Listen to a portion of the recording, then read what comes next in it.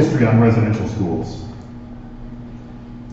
In the 1800s, the Canadian government decided that the British way of life was superior to any of the other First Nations way of life in Canada. So what way of life was that? Speaking English, being Christian, and farming. Very, very different from all the different First Nations cultures in Canada. But they decided that their way was better, and because of that, they had the right to force other people who didn't agree to that way of life. And so their plan to do that was through the children, through First Nations children. So what they did was they brought these First Nations children into residential schools and other schools. They weren't all residential schools where the child would live, but the worst things happened at those schools. And the child would not be allowed to have contact with their parents, often for 10 months of the year.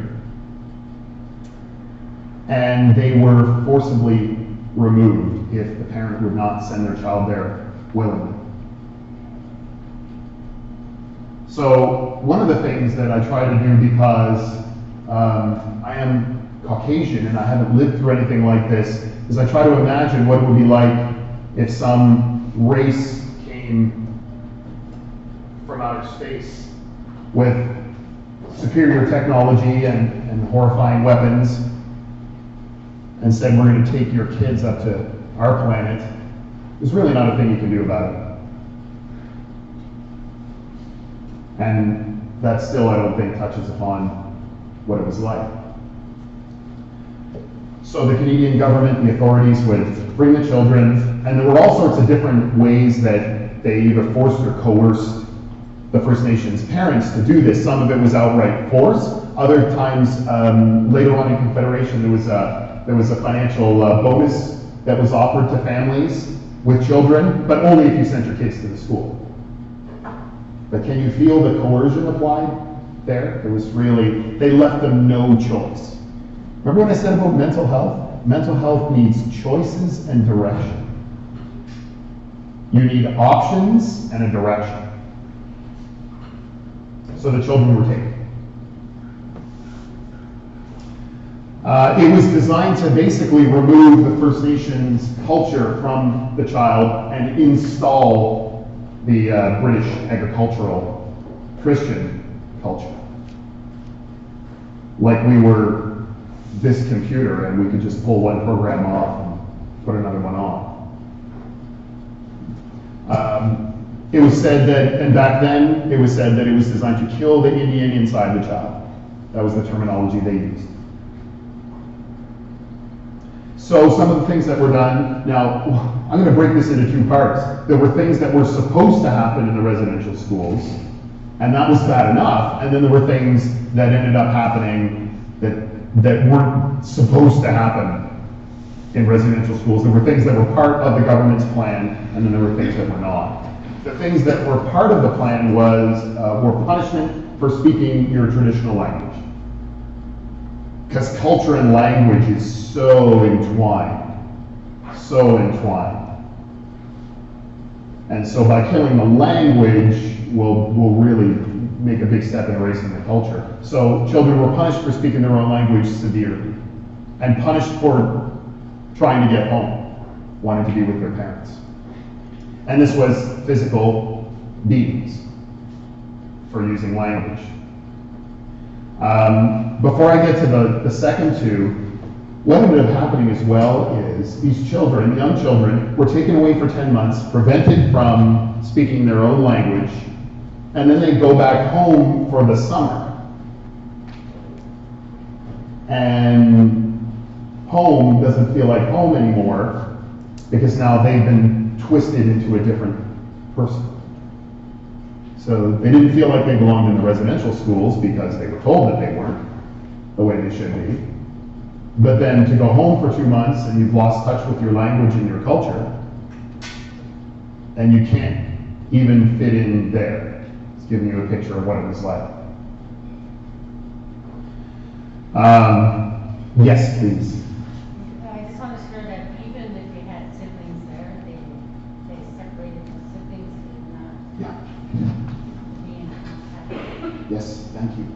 Even if you had siblings there, you were separated from your siblings. And that really fits with, we want to erase who you are and install something new.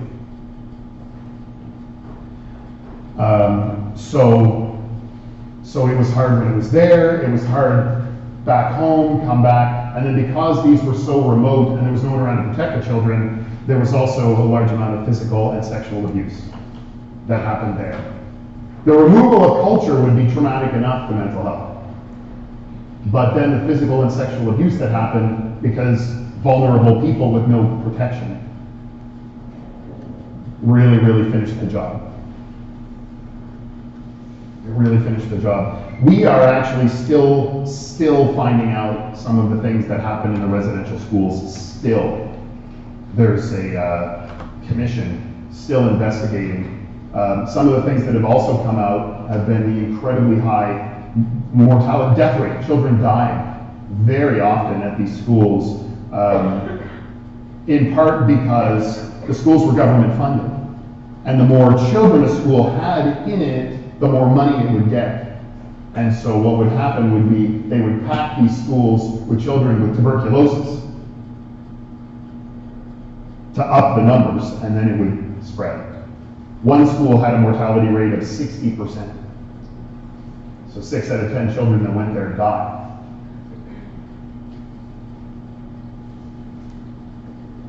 You notice you can't sugarcoat, you can't hide any of this. This is flipping over the rock and seeing what's dark underneath it. That's what we're doing right now. Please, yeah. Just to mention this, because I feel it's very important for this area. A lot of people that went to school for Albany had to endure the St. Anne's. They had to endure the electrical chair. The electrical chair. Yeah. As a punishment? As a punishment. An electrical chair? Yeah. Yeah. So there it is. There's not just beatings, but just cruel and unusual. Yeah. So illness was high, death was high. These schools were often not, even though they received funding, they didn't receive enough. So the children were pressed into manual labor that they disguised as artisan training. So really, I can't see anything good about this. I was actually going to bring a video today. I have it, and I was reviewing my presentation this morning, and I decided not to show it just because it actually is a 1955 propaganda video of the residential school in Moose Factory. So if you ever want to see it, you can Google residential school 1955 propaganda video. I just didn't want to surprise anybody with it because it's very possible that someone you know might have gone to that school. But it's very, very interesting because it's a commercial for the school about how great it is. And after telling you this, the contrast will really just turn your head around. But this was the reality. This is what happened.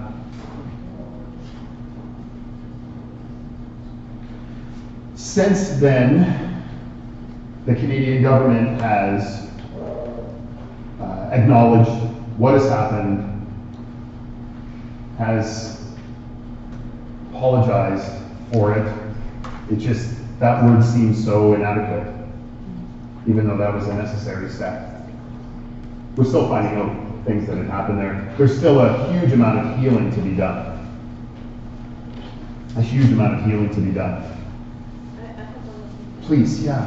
One more thing is that even they call it the Red Bible. The Red Bible. And those were destroyed because it stated in there that your culture is evil, your drumming is evil, and your dancing is evil. Yeah. But those were imported, that they weren't actually part of the Bible, they were just imported into that area. So they were destroyed So they made a special Bible, called the Red Bible. the Red Bible, specifically designed to say that First Nations cultures and the traditions were evil. There you go. There you go. So remember, culture is designed to tell you what is good and bad. It's your guidebook. It's your, and this one destroyed. And did you say they destroyed them? So we, They destroyed it. yeah. There's not very many out there. Destroying the evidence. Yeah, certainly believe it because that was the goal. That was the goal. Your culture is evil. You know, think about it. Just shift your thinking a bit. The government knew how powerful culture was, or else they wouldn't have gone to such steps to destroy it. Does that make sense? If First Nations culture wasn't a very, very powerful thing, why would you be so afraid of it? I'm telling you this to lead up to the end, because it is powerful. To put it in a Bible, to destroy those Bibles that appear afterwards. Justice Minister Irwin Cotler said it was the residential schools were the single most harmful, disgraceful, and racist act in our history. So it was a dark chapter. A dark chapter. And it would be bad enough if it was over. When I work with people in mental health from First Nations, more than one has said, as we sit down to talk and listen, that I am this way because my father or grandfather was in the residential school. When I was new in the field, I honestly thought, okay, they were in the residential school. I didn't understand how powerful culture was, which is why I'm glad I'm able to come here today and show you the connection. So why is this intergenerational? How is it intergenerational? And you will hear people say, my father, grandfather was in World War I, World War II, okay, that's it, thankfully. We'll continue. And I'm fine, my dad was fine. What's the matter? What's the connection? World War I and II did not destroy North American culture, did it? In fact, it kind of strengthened North American culture, didn't it? Were there horrible losses and horrible trauma in those wars? Absolutely. Absolutely, there was horrible trauma. But we won.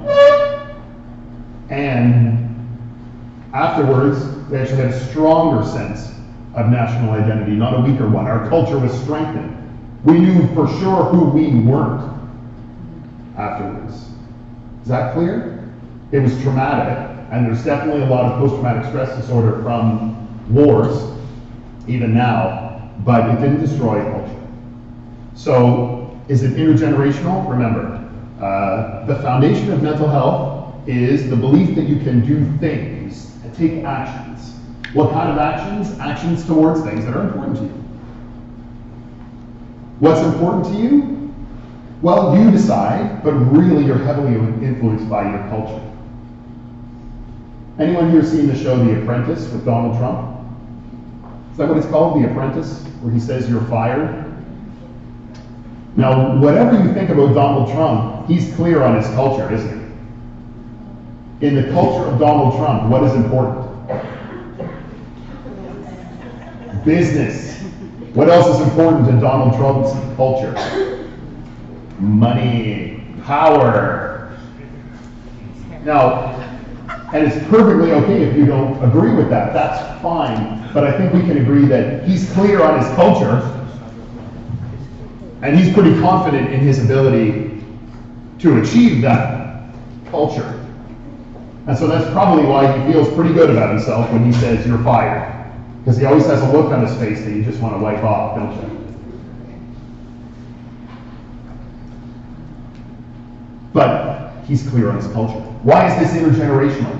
Why Why could the fact that someone's uncle, father, grandfather, great-grandfather have gone to a residential school and have it affect you today? Well, I'm asking you not to let anybody belittle that. I'm asking you from here on in, whatever you say, inside, don't let yourself go, yeah, I guess it is kind of, it doesn't make much sense. It makes perfect sense. The foundation of mental health is the belief that you can do things and knowing what you want. Residential schools destroyed both. I told you that mental illness and despair can arise if you only have one side destroyed. If you have ability but no direction, you'll feel aimless, and I guarantee you'll start to feel despair. If you have direction but no ability, you'll be frustrated and you'll feel stuck and helpless. So either of those I have seen really, really cause people some pain. Residential schools destroyed both. In the government with their superior technology and numbers and force, the government taking the children away made the parents feel helpless, and the children feel helpless. Children are, as tough as kids can be, they're not invulnerable. They were made to feel helpless. I'm betting they fought it for a long time, that they were made to feel helpless. And then because of the removal of culture, the direction was gone. So residential schools did the double whammy on either side of those things. Kids are incredibly resilient with regards to helplessness. It really takes a lot to make a child helpless. If you've ever had a child or worked with a child and you're trying to tie their shoes and they're 2 and they're slapping their hands away going, I do it myself. You ever had a child do that? And you gotta get them on the bus and it's 2 minutes and you're doing it wrong! But I'm not supposed to say that. You know what that is? That is a child's natural empowerment coming through. Natural empowerment coming through. You have something that you don't want a child to have. You have some object or something, your iPod or your camera or something you don't want a child to have, and you put it on top of the fridge. You ever seen the amateur construction that goes into place when that child gets to the top of that fridge? They fall and hurt themselves, and when they're done crying, they're back up on the fridge again.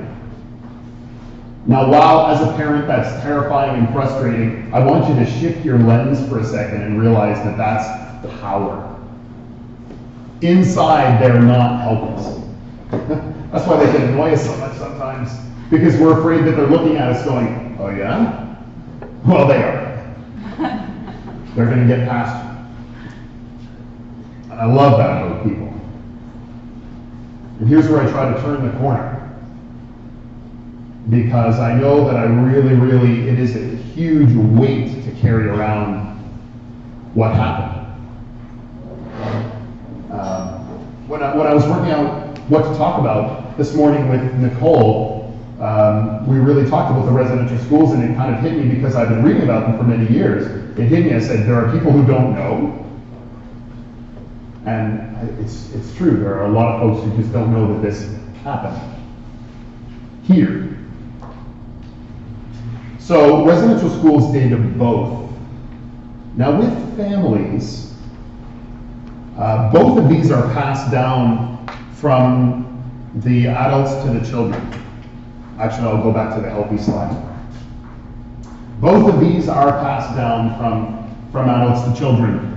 Both culture is passed down, and even if you don't explicitly pass it down, children learn what's important and what's not just by watching it. And this feeling of confidence that you can do it is passed down from parents to children. And if you're a parent that has had both of those things burned and crushed out of you, you can't pass those down. You can't pass down confidence, and you can't pass down direction. So it makes perfect sense to me that if somebody went to a residential school and went back out into the world with this destruction inside of them, that anybody that they were in charge of caring for would suffer the same thing. No direction and no confidence. If you don't have it, you can't give it. Make sense? And so on, and so on.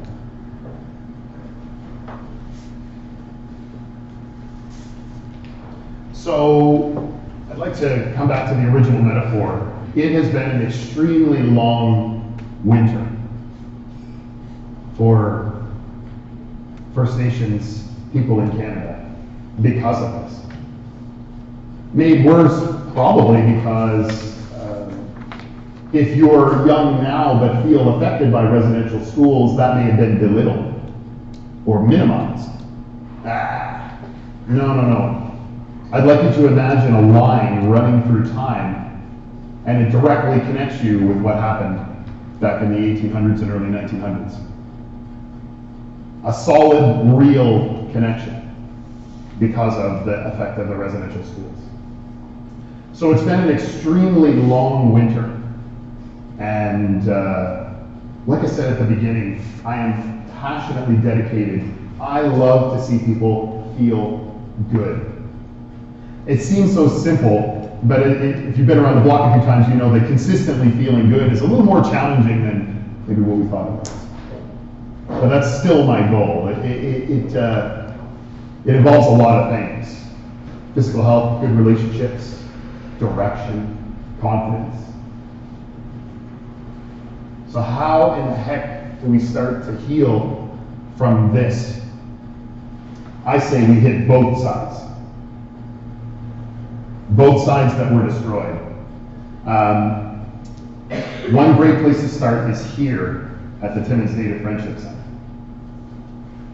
If you go to their website and click on programs, you'll have to scroll down, I think, about 2 or 3 pages, yes? To get all the programs in here. There are programs to help people with a lot of different issues. Everything from wellness, to addictions, to career. So what that side heals is the first side. That side heals the, I can do stuff. I do have ability. Or if I don't, I can learn it because here's somebody ready to teach me. That side will heal that. The other side, though, is you still need a direction. You still need to decide what in your life is good and bad. What's a worthy life? What's one that's not so good?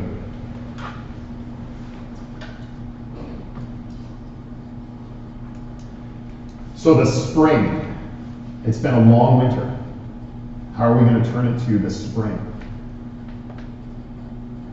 So one side is the programs at the Timmins Native Friendship Center, and the other side is still here. And I know that this is being broadcast, I think, Canada-wide, so it's in whatever community that you're in. It might be really helpful to you to learn as much as you can about your culture that you lost, that was taken. You didn't lose it, it was taken. But it's not with you now. You don't have to automatically accept everything that you learn. But when you learn about it, you're actually gaining half of what you need to feel good, to feel solid, to feel mentally healthy, confident, vibrant.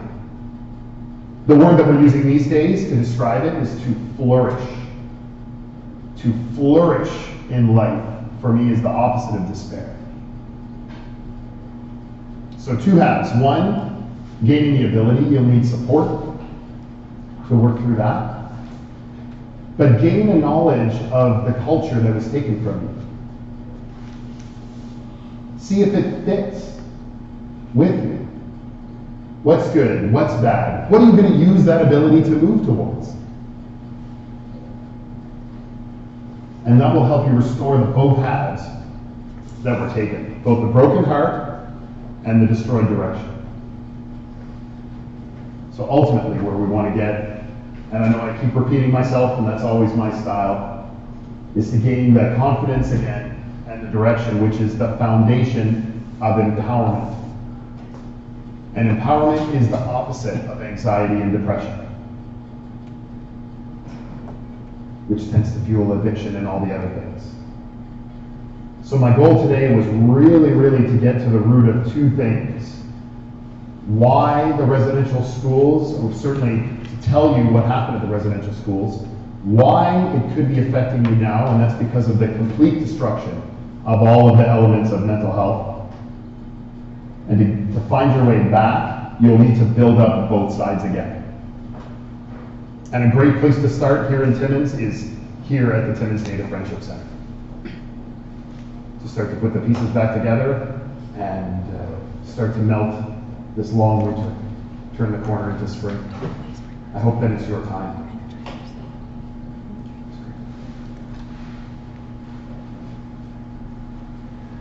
So that's it. That is what I wanted to share today. Thanks very much for your time. Appreciate it.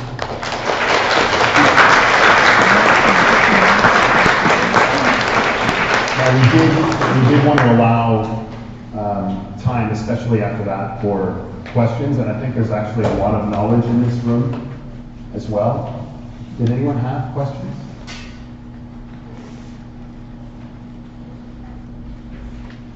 Natalie.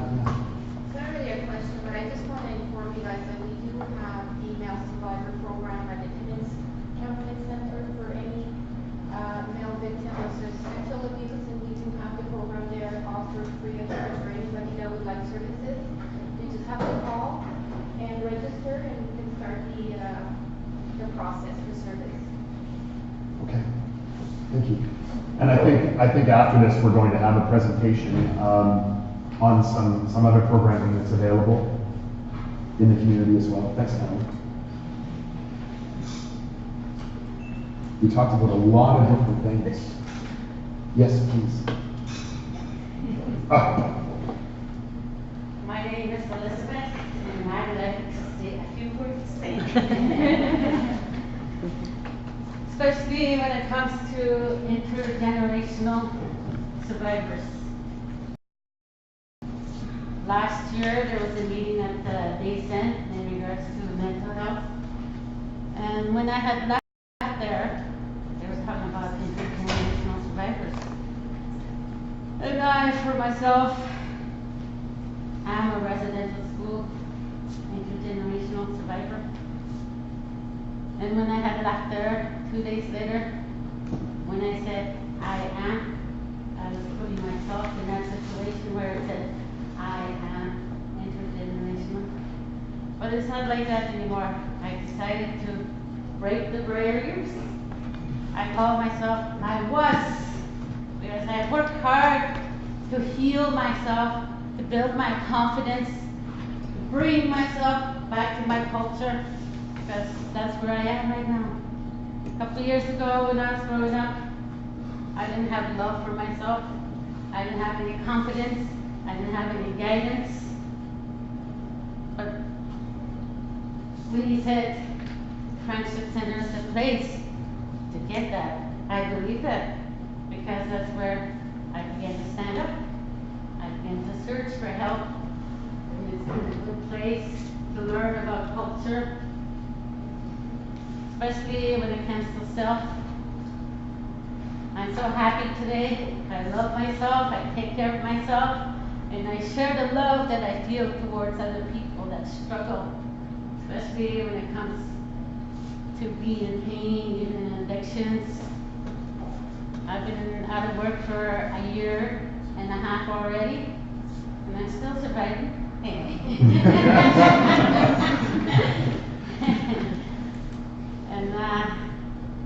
just seeing the pain that people carry, I bring myself out there to share that, they can break that barrier and bring themselves back to building that confidence.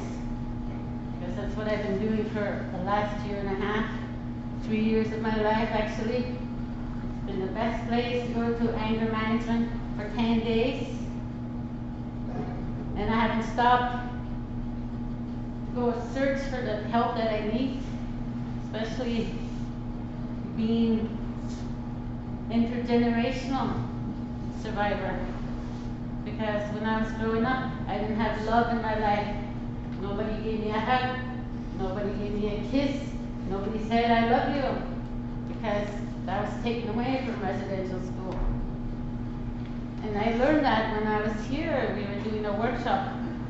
It was a suicide workshop. And those feelings started to come. I seen young people doing workshops, and I'm sitting there like, holy cow, those young people, they're so confident. Why am I not like that?